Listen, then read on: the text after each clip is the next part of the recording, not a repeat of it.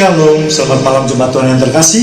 Kita berjumpa kembali dalam program Mesbah Keluarga yang khusus membahas mengenai pendalaman Alkitab. Dan pada malam hari ini kita sama-sama akan belajar suatu topik yang saya beri judul Mengapa Yesus membaca kitab Yesaya, ya. Namun sebelumnya kita akan berdoa terlebih dahulu, ya. Terima kasih Tuhan atas semua kebaikan Tuhan yang telah menjaga dan menuntun hidup kami, Tuhan. Terima kasih juga Tuhan atas semua berkat-berkat yang telah Tuhan curahkan buat kami. Malam ini kami mau buka hati dan pikiran kami, Tuhan. Dan biarlah firman yang ditaburkan akan menjadi buah yang manis di dalam kehidupan kami. Dalam nama Tuhan Yesus kami sudah berdoa dan mengucapkan syukur. Mari sama-sama siap untuk menyambut firman Tuhan. Kita katakan amin. Ketika kita membaca di dalam Alkitab, di mana dikatakan Yesus ketika dalam pelayanannya pada hari Sabat di kota Nazaret pernah membacakan kitab Yesaya. Yang menjadi pertanyaan buat kita, mengapa Yesus membacakan kitab Yesaya tersebut? Kan banyak kitab-kitab di dalam tanah atau di dalam perjanjian lama, ya, terutama kitab Torah, ya, yang terdiri dari 5 kitab Musa, ya, yaitu kitab Kejadian, Keluaran, Imamat, Bilangan, dan Ulangan, ya.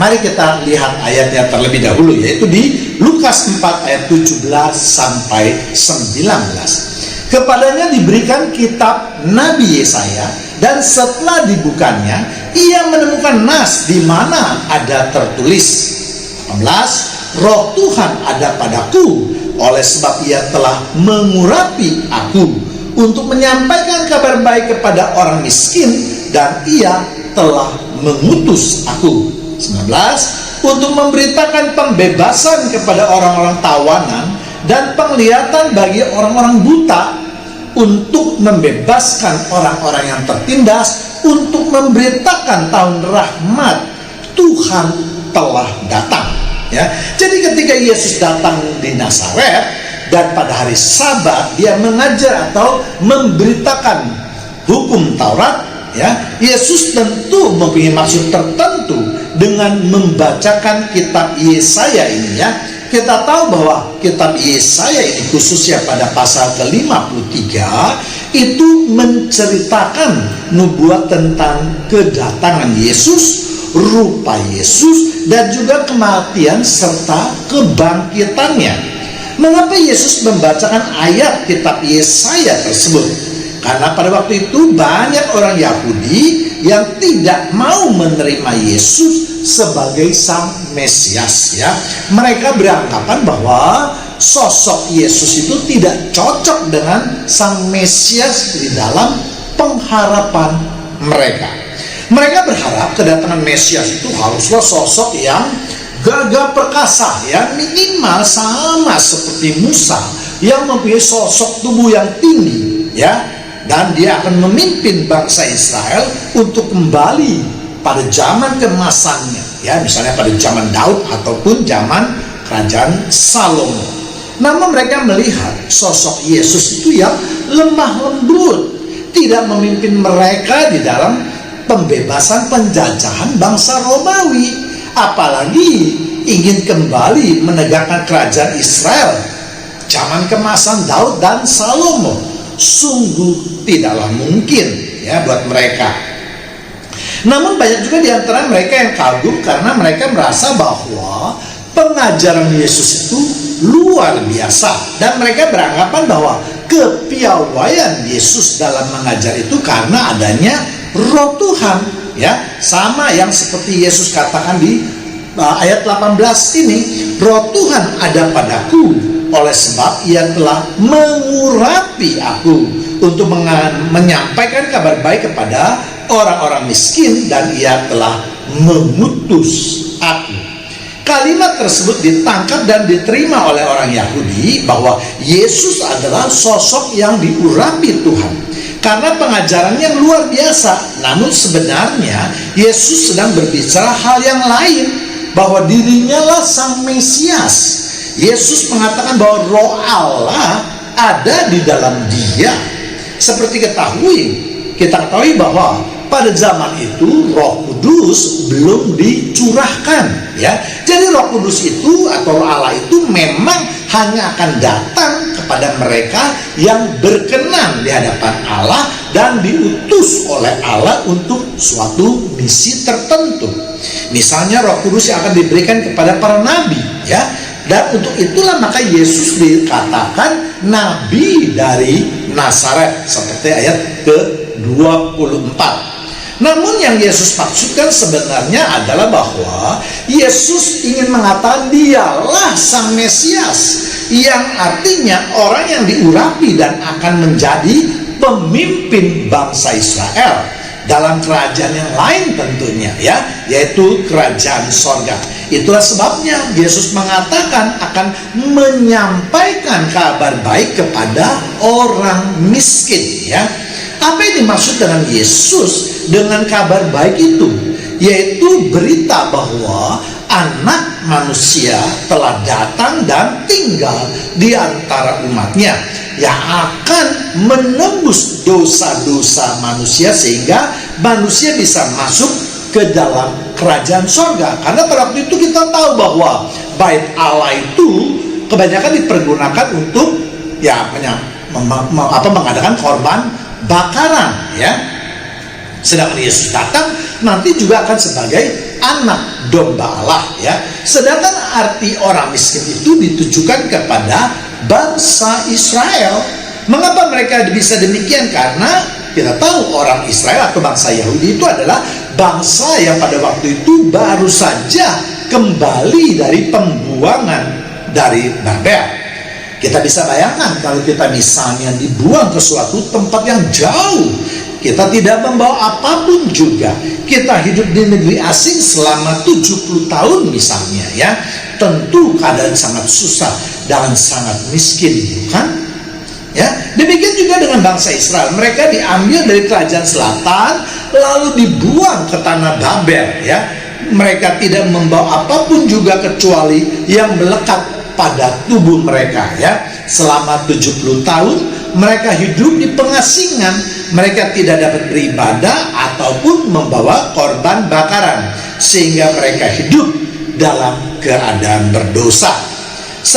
Kemudian setelah mereka kembali ke tanah kelahirannya, mereka masih menghadapi penjajahan bangsa Persia, bangsa Yunani, dan juga bangsa Romawi, ya.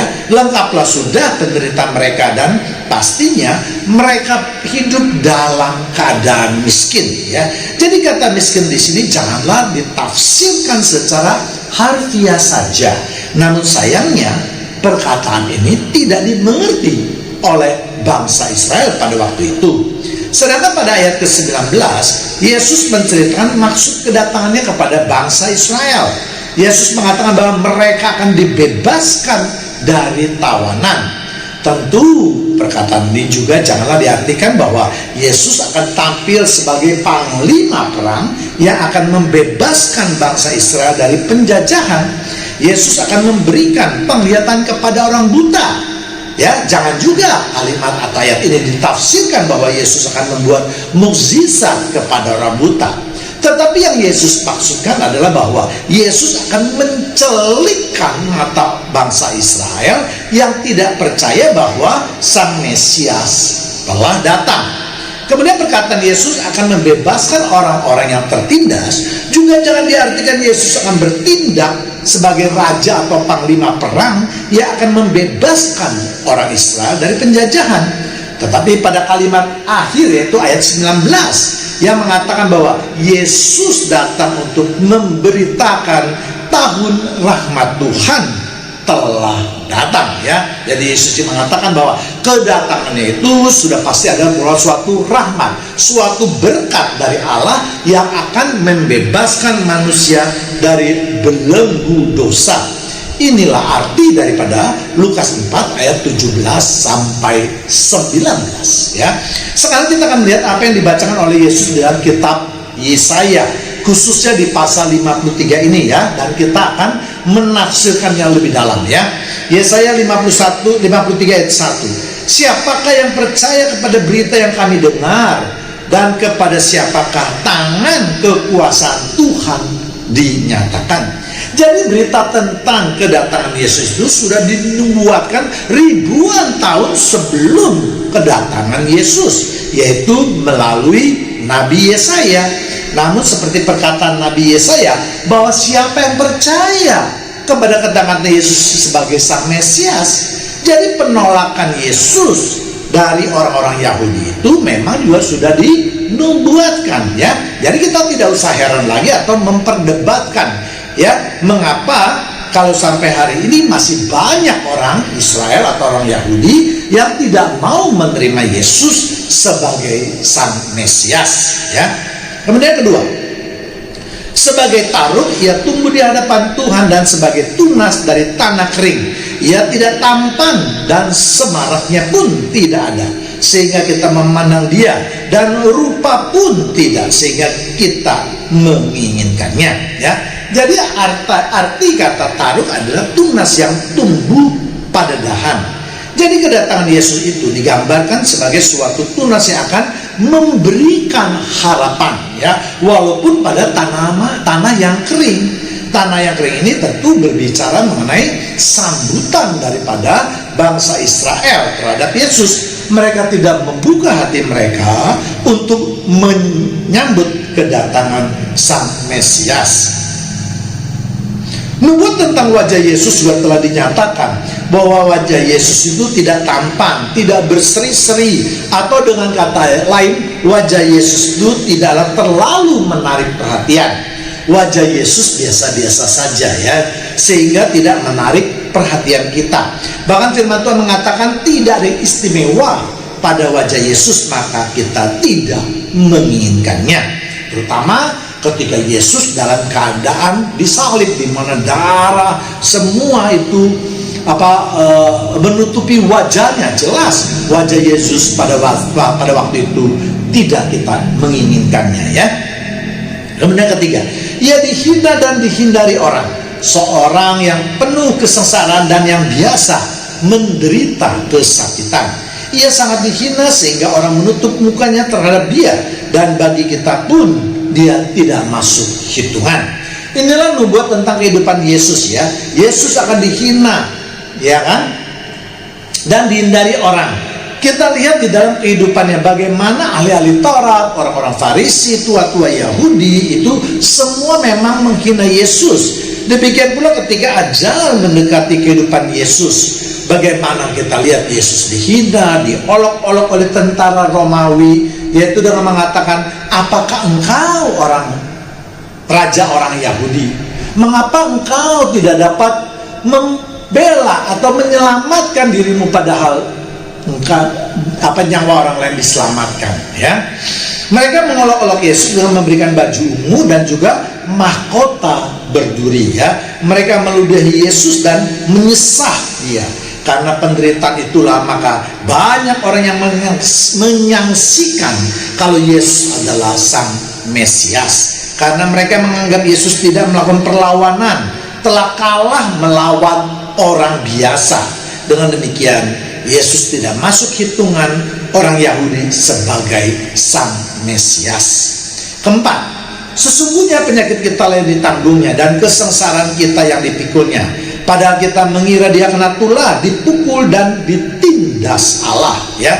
Jadi Alkitab mencatat bahwa Yesus menerima semua perlakuan tadi hanya karena Yesus ingin menebus dosa-dosa yang telah kita perbuat. Namun bagi mereka yang tidak mengerti, mereka mengira bahwa Yesus telah kena tulah. Karena itu Yesus harus memikul akibat dari perbuatannya sendiri. Kelima, tetapi dia ditertikam oleh karena pemberontakan kita, dia diremukan oleh karena kejahatan kita. Ganjaran yang mendatangkan keselamatan bagi kita ditimpakan kepadanya, dan oleh bilur-bilurnya kita menjadi sembuh, ya. Ayat ini menceritakan bagaimana kematian Yesus. Yesus harus ditikam sehingga mengeluarkan darah sebagai korban penghapusan dosa manusia, dan Yesus juga harus dicambuk sehingga menimbulkan bilur-bilur, yaitu luka panjang bekas cambuk pada kulit. Semua itu diterima Yesus sebagai upaya untuk menebus dosa-dosa kita, ya. Ayat 6, kita sekalian sesat seperti domba, masing-masing kita mengambil jalannya sendiri, tetapi Tuhan telah menimpakan kepadanya kejahatan kita sekalian. Ayat ini menggambarkan bagaimana manusia mau hidup menurut sekehendak hatinya sendiri, dan karena perbuatan itulah akhirnya manusia jatuh dalam dosa. Namun Tuhan menimpakan semua dosa itu kepada Yesus sebagai sang juru selamat. 7, dia dianiaya, tetapi dia membiarkan dirinya ditindas dan tidak membuka mulutnya, seperti anak domba yang dibawa ke pembantaian, seperti hidup domba yang keluru di depan orang-orang yang menggunting bulunya, ia tidak membuka mulutnya. Ya, inilah gambaran Yesus ketika disalib. Yesus tidak melakukan pembelaan apapun juga, karena Yesus tahu bahwa kedatangannya adalah untuk menebus dosa manusia, sama seperti halnya anak domba yang dibawa ke tempat pembantaian. Ya.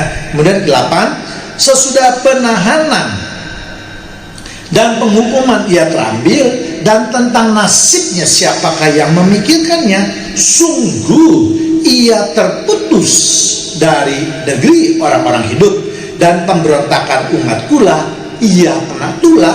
Ya, ada kalimat yang cukup menarik pada ayat 8 ini yang harus kita perhatikan, yaitu ia terputus dari negeri orang-orang hidup. Artinya Yesus memang harus mati, meninggalkan negeri orang-orang yang hidup. Jadi kematian Yesus pun itu sudah dinubuatkan. Ya. Kemudian yang ke-9, orang menempatkan kuburnya di antara orang-orang fasik, dan di dalam matinya ia ada di antara penjahat-penjahat, sekalipun ia tidak berbuat kekerasan dan tipu tidak ada di dalam mulutnya. Ya. Jadi kalimat orang menempatkan kuburnya di antara orang-orang fasik itu mungkin sedikit akan membingungkan kita, ya. Tetapi kalau kita lihat di terjemahan King James Version, itu diterjemahkan dengan with the rich in his death, ya, yang artinya adalah dengan orang kaya dalam kematiannya. Ya, apa yang dimaksud dengan kalimat tersebut? Kita tahu bahwa ketika Yesus mati, maka Yesus ditempatkan pada kuburan yang baru milik seorang yang bernama Yusuf, seorang yang kaya dari Arimatea, ya, seperti yang tertulis di Matius 27 ayat 57. Menjelang malam datanglah seorang kaya, orang Arimatea yang bernama Yusuf, dan telah menjadi murid Yesus juga. Ya, sedangkan kalimat dalam matinya ia di antara penjahat-penjahat itu juga sudah digenapi, yaitu ketika Yesus disalib, maka ada dua penjahat yang turut disalib dan ditempatkan di kanan maupun di sebelah kirinya. Ya, ayat 10, tetapi Tuhan berkehendak meremukkan dia dengan kesakitan. Apabila ia menyerahkan diri sebagai korban penebusan salah, ia akan melihat keturunannya, umurnya akan berlanjut, dan kehendak Tuhan akan terlaksana olehnya. Ya, kalimat tetapi Tuhan berkehendak meremukkan dia dengan kesakitan. Ya, jadi kematian Yesus bukan karena perbuatan Yudas ataupun iblis, ya, tetapi Yesus mati atas kehendaknya sendiri, dan sudah juga dinubuatkan bagaimana kematiannya. Ya, Yesus menyerahkan nyawanya sebagai korban penebusan salah, dan Allah Bapa yang merancangkan semua itu, inilah yang meremukkan dia, yaitu dengan kesakitan dipaku di kayu salib. Jadi kalau ada sebagian orang yang menafsirkan bahwa Yudas mati pasti masuk surga karena dia kerasukan iblis ketika dia menyerahkan Tuhan, maka dan menganggap bahwa Yudas itu telah berjasa di dalam kematian Yesus, sungguh pemikiran yang amat sangat sesat. Ya, jadi mereka hanya mengambil satu ayat kemudian difikirkan menurut pemikirannya sendiri. Ya, mereka mengabaikan ayat ini. Ya. Jadi Yesus mati itu bukan karena Yudas yang menyerahkannya, sebab baik tanpa Yudas maupun tanpa iblis, itu pasti memang Tuhan Yesus mati, karena kematian Tuhan Yesus itu sudah dinubuatkan di Yesaya 53 ini dengan amat terperinci. Dan kita harus mengimani bahwa firman Tuhan itu adalah ya dan amin. Ya, yang jelas Yesuslah yang menyerahkan nyawanya. Kalau Yesus tidak menyerahkan nyawanya, Yesus tidak akan mati. Sebab Ialah Allah. Ya. Jadi buat mereka yang selalu menafsirkan secara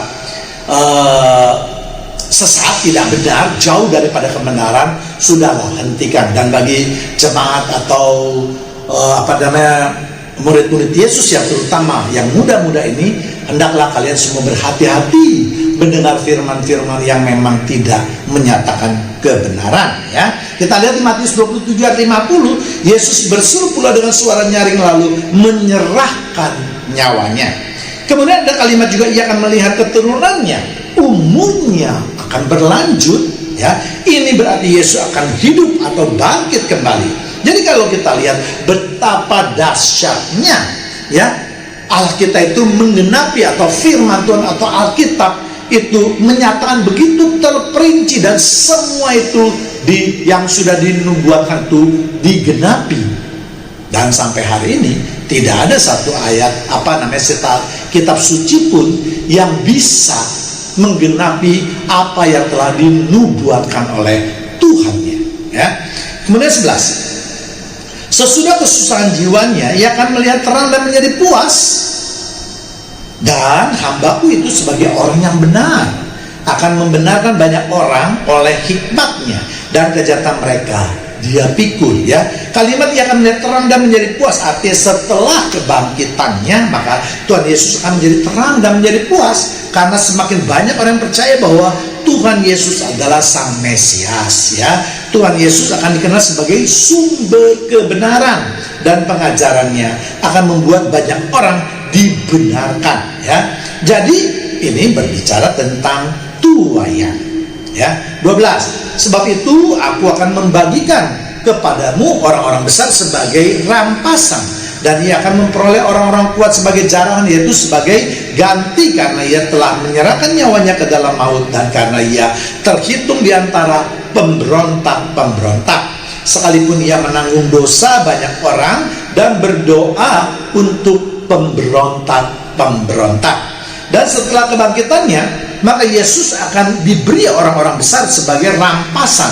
Dan memang kita lihat cerita setelah Yesus bangkit, maka dia membebaskan banyak orang besar dan kuat. Ya, Wahyu 14 ayat 3, mereka menyanyikan suatu nyanyian baru di hadapan tahta dan di depan keempat makhluk dan tua-tua itu. Tidak ada seorang pun yang dapat mempelajari nyanyian itu selain daripada 144.000 orang yang telah ditebus dari bumi itu. Ya, yang menjadi pertanyaan, siapakah di antara 144.000 orang itu?